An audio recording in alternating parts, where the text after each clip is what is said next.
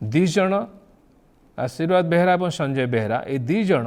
खूब चालाक प्रकृतिर व्यक्ति बिना योग्यतार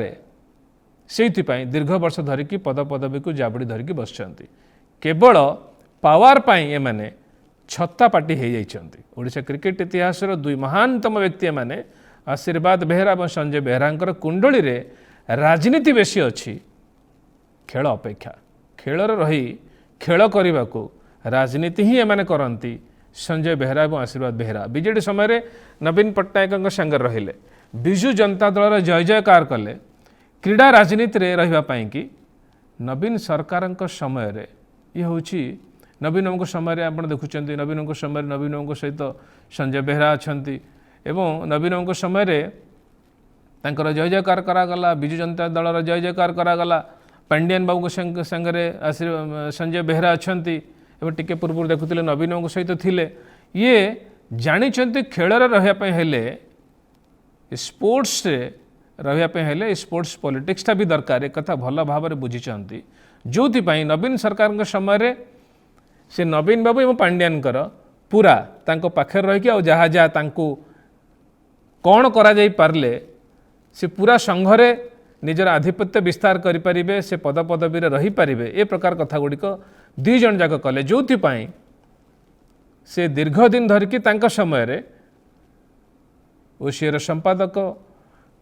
फाओर एथलेटिक संघर पूरा जोटी जोटी जहाँ जहाँ दरकार पूरा टोटल कंट्रोल को निज पूरा टोटल क्रीड़ा आपन कहि परिबे स्पोर्ट्स को राज्यर स्पोर्ट्स को निज कंट्रोल भितर रखी पारले। नवीन चलीगले पावर रू खेल पलटिला बीजेपी पावर को आसिला नवीन को किंतु प्रत्याख्यात करदेले बाप पुओ सीधा सीधा पहुँचले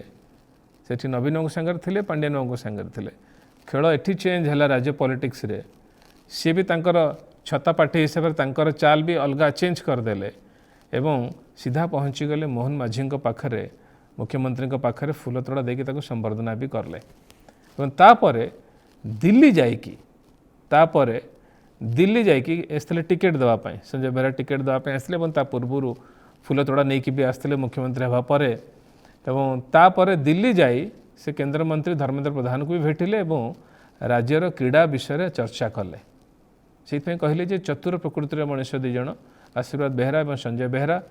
एवं सी एठी राजनीति रे ओडिशा राजनीति रे दलर परिवर्तन है क्षमतार परिवर्तन है और ये निजर चाल भी परिवर्तन करदेले कौ स्तर राजनीति देखु क्षमता को जी आसला सी तांकर कहबार उद्देश्य होची राज्य रे क्रिकेट रो विकास अपेक्षा निज पद पदवी पर राजनीति ही एकमात्र उद्देश्य आशीर्वाद बेहरा एवं संजय बेहरांकर।